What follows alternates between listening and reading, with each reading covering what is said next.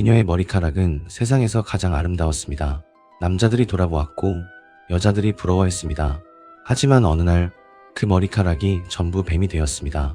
그리고 그녀의 눈을 본 자는 돌이 되었습니다. 구독과 좋아요는 정기수에게 큰 힘이 됩니다. 메두사. 이 이름을 들으면 사람들은 괴물을 떠올립니다. 머리카락이 뱀이고 눈을 보면 돌이 되는 무시무시한 괴물.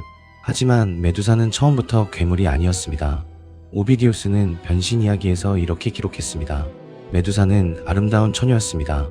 그것도 보통 아름다운 것이 아니었습니다. 수많은 남자들이 그녀에게 구원했습니다. 그녀를 아내로 삼고 싶어 하는 자들이 줄을 섰습니다. 왕자도 있었고 귀족도 있었고 영웅을 꿈꾸는 젊은이도 있었습니다. 하지만 메두사는 누구의 청혼도 받아들이지 않았습니다. 아테나의 신전에서 여신을 섬기는 것이 그녀의 삶이었기 때문입니다. 그리고 그녀의 모든 아름다움 중에서 가장 아름다운 것은 머리카락이었습니다. 길고 윤기가 흐르고 검은 물결처럼 흘러내리는 머리카락. 바람이 불면 나부끼고 햇살에 반짝이던 머리카락. 어깨를 감싸고 등을 타고 허리까지 흐르던 머리카락. 오비디우스는 그것을 그녀의 가장 빛나는 영광이라고 했습니다. 메두사를 본 사람들은 그녀의 얼굴보다 먼저 머리카락을 이야기했습니다. 저 머리카락을 보았는가?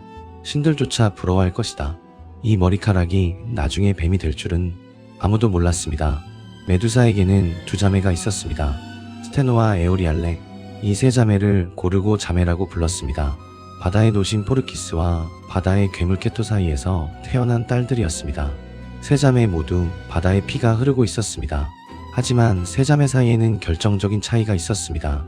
스테노와 에오리알레는 불멸이었습니다. 죽지 않는 존재. 어떤 칼도 어떤 창도 그들을 죽일 수 없었습니다. 메두사만 필멸이었습니다. 죽을 수 있는 존재. 세 자매 중 가장 아름다웠지만 세 자매 중 유일하게 죽을 수 있었습니다. 이것이 나중에 모든 것을 결정하게 됩니다. 메두사는 아테나의 신전에서 여사제로 섬기고 있었습니다. 아테나, 지혜와 전쟁의 여신, 영원한 처녀 서약을 한 여신. 아테나의 신전에서 섬기는 여사제도 순결해야 했습니다. 이것은 절대적인 규칙이었습니다. 메두사는 그 규칙을 지키고 있었습니다. 아름다웠지만 신전에서 조용히 여신을 섬기며 살았습니다. 그런데 문제가 생겼습니다. 포세이돈이 메두사를 보았습니다. 바다의 신, 지난밤 이야기했던 그 포세이돈입니다. 아테네를 원했지만 쳤던 아테나에게 쳤던 그 포세이돈. 포세이돈이 메두사의 아름다움에 반했습니다. 특히 그 머리카락에. 포세이돈은 메두사를 원했습니다. 메두사가 아테나의 여사제인 것을 알았습니다. 아테나의 신전에서 섬기는 처녀인 것을 알았습니다. 하지만 포세이돈은 개의치 않았습니다. 바다의 신은 원하는 것을 가져갔습니다. 지난번에 아테네를 잃었을 때처럼 분노를 참지 못하는 신이었습니다. 그리고 포세이돈은 메두사를 범했습니다. 하필이면 아테나의 신전 안에서. 아테나의 신전, 여신의 성스러운 영역, 순결의 서약이 지켜지는 가장 신성한 공간, 대리석 기둥 사이에서, 아테나의 제단 앞에서, 여신의 눈 아래에서 포세이돈이 아테나의 여사제를 범한 것입니다. 이것은 단순한 폭력이 아니었습니다. 이것은 아테나에 대한 모독이었습니다. 아테나의 신전을 더럽힌 것이고 아테나의 규칙을 짓밟은 것이고 아테나의 여사제를 빼앗은 것이었습니다. 지난밤 이야기했던 아테네의 쟁탈전을 떠올려 보십시오. 포세이돈은 아테나에게 졌습니다. 올리브나무 한 그루에 졌습니다. 그런데 이번에는 아테나의 신전 안에서 아테나의 사람을 빼앗은 것입니다. 복수였을까요? 그냥 욕망이었을까요? 아무도 모릅니다. 분명한 것은 메두사에게 선택권은 없었다는 것입니다. 아테나가 이것을 알았습니다. 분노했습니다. 여신의 눈이 차갑게 빛났습니다. 하지만 아테나의 분노는 포세이돈에게 향하지 않았습니다. 포세이돈은 올림포스의 대신이었습니다. 제우스의 형이었습니다. 바다를 지배하는 신이었습니다. 아테나는 포세이돈을 벌할 수 없었습니다. 아니, 벌하지 않았습니다. 대신 아테나의 분노는 메두사에게 향했습니다. 메두사, 피해자, 범해진 여사제. 아테나는 메두사에게 저주를 내렸습니다. 내 아름다움이 이 일을 불렀다. 내 머리카락이 남자를 유혹했다. 그러면 다시는 아무도 유혹하지 못하게 해주마. 아테나가 아이기스 방패로 메두사의 얼굴을 가렸습니다. 그리고 저주가 시작되었습니다. 메두사의 머리카락이 꿈틀거리기 시작했습니다. 길고 윤기나고 아름답던 머리카락 한 올 한 올이 살아있는 것처럼 움직이기 시작했습니다. 뱀이 되었습니다. 검은 머리카락이 독을 품은 뱀으로 변했습니다. 수십 마리의 뱀이 머리 위에서 꿈틀대고 있었습니다. 쉬익 쉬익 뱀들이 혀를 날름거렸습니다. 가장 아름다웠던 부분이 가장 끔찍한 부분이 된 것입니다. 사람들이 가장 찬양했던 것이 사람들이 가장 두려워하는 것이 된 것입니다. 하지만 저주는 거기서 끝나지 않았습니다. 메두사의 피부가 변했습니다. 빛나던 살결이 거칠고 푸르스름하게 변했습니다. 메두사의 눈이 변했습니다. 맑던 눈동자가 불길처럼 타올랐습니다. 이제 메두사의 눈을 똑바로 보는 자는 그 자리에서 돌이 되었습니다.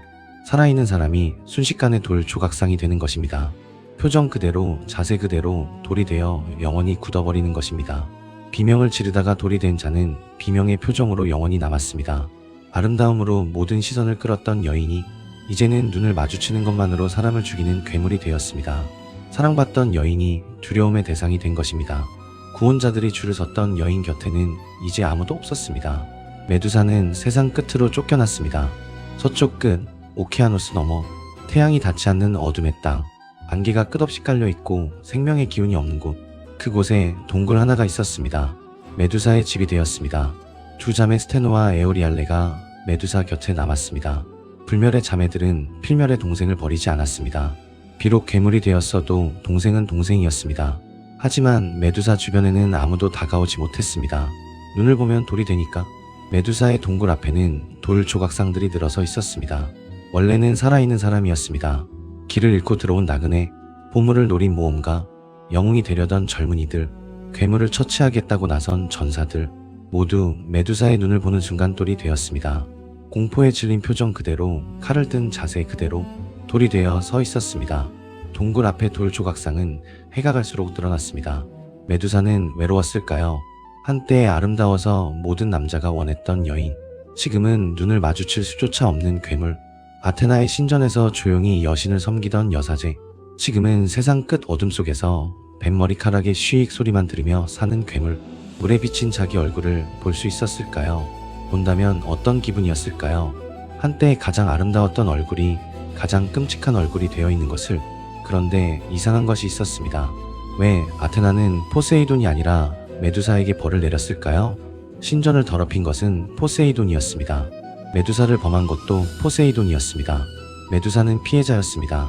하지만 벌을 받은 것은 메두사였습니다. 어떤 이들은 말합니다.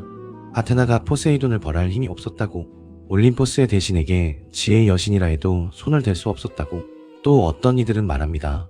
아테나는 포세이돈에게 분노한 것이 아니라 자기 신전이 더럽혀진 것에 분노했다고. 신전의 순결이 깨진 이상 누군가는 대가를 치러야 했고 약한 쪽이 그 대가를 치른 것이라고. 또 다른 전승에서는 아테나가 오히려 메두사를 보호한 것이라고 합니다. 괴물로 만든 것이 저주가 아니라 무기를 준 것이라고. 다시는 어떤 남자도 메두사를 범하지 못하게 한 것이라고. 눈을 보면 돌이 되니까. 어느 쪽이 진실인지 아무도 모릅니다. 분명한 것은 이것뿐입니다. 메두사는 아무 잘못도 하지 않았습니다. 그런데 모든 것을 잃었습니다. 포세이돈은 아무 벌도 받지 않았습니다. 여전히 바다를 지배했고 여전히 삼지창을 들었고 여전히 원하는 것을 가져갔습니다. 바다의 신에게 메두사는 아무것도 아니었습니다. 수많은 여인 중 한 명, 지나가다 반한 그것뿐. 포세이돈은 메두사가 괴물이 된 것도 알았을 것입니다. 자기 때문에 그렇게 된 것도 알았을 것입니다. 하지만 바다의 신은 뒤돌아보지 않았습니다. 지난번에 아테네를 물로 삼키고 돌아섰던 것처럼 이번에도 돌아서서 바다로 돌아갔을 뿐입니다. 메두사만 모든 것을 잃었습니다. 아름다움을, 자유를, 인간으로서의 삶을, 그리고 결국 목숨까지. 그리고 세월이 흘렀습니다. 어느 날 한 젊은이가 메두사를 찾아왔습니다. 페르세우스, 제우스와 다나에의 아들, 아르고스의 왕 아크리시오스가 상자에 넣어 바다에 버렸던 그 아이. 세리포스 섬에서 자라난 젊은 영웅. 페르세우스는 메두사의 머리를 가져오라는 명령을 받았습니다. 아테나가 페르세우스를 도왔습니다. 거울처럼 빛나는 청동 방패를 주었습니다. 직접 보지 마라. 방패에 비친 모습만 봐라. 헤르메스가 날개 달린 샌들을 주었습니다. 님프들이 투명 투구와 마법 주머니를 주었습니다. 페르세우스는 세상 끝 어둠의 땅으로 날아갔습니다. 날개 달린 샌들이 그를 바다 위로, 구름 위로 데려갔습니다. 세상이 끝이 가까워질수록 빛이 사라졌습니다. 안개가 짙어졌습니다. 생명의 소리가 사라졌습니다. 메두사의 동굴에 도착했을 때 페르세우스는 먼저 동굴 앞에 돌 조각상들을 보았습니다. 수십 개, 칼을 든 전사, 방패를 든 영웅, 도망치는 나그네 모두 돌이 되어 공포의 표정으로 서 있었습니다. 페르세우스는 숨을 삼켰습니다. 동굴 안으로 들어갔습니다. 세 자매는 잠들어 있었습니다. 쉬익 쉬익. 잠든 메두사의 머리 위에서 뱀들이 느리게 꿈틀거리고 있었습니다. 페르세우스는 방패에 비친 메두사의 모습만 보며 다가갔습니다. 절대 직접 보지 않았습니다. 거울처럼 빛나는 청동 방패에 비친 반사만 보며 한 발 한 발 조심스럽게 다가갔습니다. 그리고 나처럼 휜 칼을 들어 메두사의 목을 베었습니다. 단 한 번에 그 순간 놀라운 일이 벌어졌습니다. 메두사의 잘린 목에서 피가 쏟아졌습니다. 그런데 피 속에서 두 존재가 태어났습니다. 페가수스, 하얀 날개를 가진 하늘을 나는 말, 세상에서 가장 아름다운 짐승. 태어나자마자 날개를 펼치고 하늘로 날아올랐습니다. 그리고 크리사오르, 황금 칼을 든 거인. 태어나자마자 완전한 모습의 전사였습니다. 이 둘은 포세이돈과 메두사 사이의 자식이었습니다. 아테나 신전에서 있었던 그 일의 결과가 메두사의 죽음과 함께 세상에 나온 것입니다. 메두사가 살아있는 동안 뱃속에 품고 있었던 생명, 괴물의 몸 안에서 아름다운 날개 달린 말이 자라고 있었던 것입니다. 괴물이 되어 살아가는 동안에도 그녀의 안에는 아름다움이 있었습니다. 뱀 머리카락 아래, 괴물의 피부 아래 가장 아름다운 존재가 숨어 있었습니다. 페가수스가 하늘로 날아올랐습니다. 하얀 날개가 어둠의 땅 위로 펼쳐졌습니다. 태양이 닿지 않던 그 땅에 처음으로 하얀 빛이 비쳤습니다. 메두사에게서 태어난 가장 아름다운 존재가 메두사의 죽음에서 태어났습니다. 스테노와 에오리알레가 깨어났습니다. 동생의 몸을 보았습니다. 머리가 없는 동생의 몸을 비명을 질렀습니다. 천지를 찢는 비명이었습니다. 불멸의 자매들의 울부짖음이 세상 끝의 어둠을 뒤흔들었습니다. 불멸의 자매들은 페르세우스를 쫓았습니다. 하지만 투명 투구를 쓴 페르세우스를 찾을 수 없었습니다. 보이지 않는 적을 쫓아 어둠 속을 헤맸습니다. 동생의 머리를 가져간 자를 끝내 잡지 못했습니다. 죽지 못하는 자매들은 동생의 머리 없는 몸 앞에서 영원히 울어야 했습니다. 메두사의 머리는 죽은 뒤에도 힘을 잃지 않았습니다. 페르세우스는 돌아가는 길에 바다 괴물에게 제물로 바쳐진 안드로메다를 구했습니다. 메두사의 머리로 괴물을 돌로 만들었습니다. 그리고 메두사의 머리를 아테나에게 바쳤습니다. 아테나는 메두사의 얼굴을 자신의 아이기스 방패 한가운데에 붙였습니다. 저주를 내렸던 여신이 그 저주의 결과물을 무기로 삼은 것입니다. 아이기스 방패, 신들 중에서도 가장 두려운 방패. 이제 그 방패 한가운데에는 메두사의 얼굴이 있었습니다. 뱀 머리카락이 꿈틀대고 돌로 만드는 눈이 빛나는 그 얼굴. 아테나가 전쟁터에서 방패를 들면 적들은 메두사의 눈을 보고 공포에 떨었습니다. 메두사는 죽어서도 아테나의 방패 위에서 적들을 돌로 만들었습니다. 살아서도 아테나의 도구였고 죽어서도 아테나의 도구였습니다. 처음부터 끝까지 메두사는 자기 삶의 주인이 된 적이 없었습니다. 이것이 메두사의 이야기입니다. 아름다운 머리카락을 가졌다는 이유로, 신에게 범해졌다는 이유로 피해자였는데 벌을 받았습니다. 포세이돈은 아무 일도 없었다는 듯 바다를 지배했고 아테나는 메두사의 얼굴을 방패에 달았습니다. 메두사의 이야기에서 정의는 없었습니다. 잘못한 자는 벌받지 않았고 잘못당한 자가 모든 것을 잃었습니다. 아름다움은 죄가 아니었습니다. 신전에서 여신을 섬기는 것도 죄가 아니었습니다. 하지만 신의 욕망 앞에 있었다는 것이 메두사의 유일한 죄였습니다. 신들의 세계에서 약한 자는 항상 대가를 치렀습니다. 잘못을 저지른 자가 아니라 잘못을 감당해야 하는 자가 벌을 받았습니다. 그리고 괴물이 되어서도 메두사의 안에는 아름다움이 남아 있었습니다. 페가수스라는 세상에서 가장 아름다운 존재가 어쩌면 그것이 메두사에게 남은 마지막 위안이었는지도 모릅니다. 그것이 올림포스의 정의였습니다. 다음 밤에는 올림포스 아래 가장 어두운 곳의 이야기를 들려드리겠습니다. 하데스, 지하세계의 왕, 세 형제 중 마지막. 그가 한 여신을 납치했습니다. 꽃밭에서 꽃을 따던 어린 여신을. 그리고 세상에서 모든 곡식이 죽었습니다. 어머니가 딸을 찾아 온 세상을 떠돌았기 때문입니다.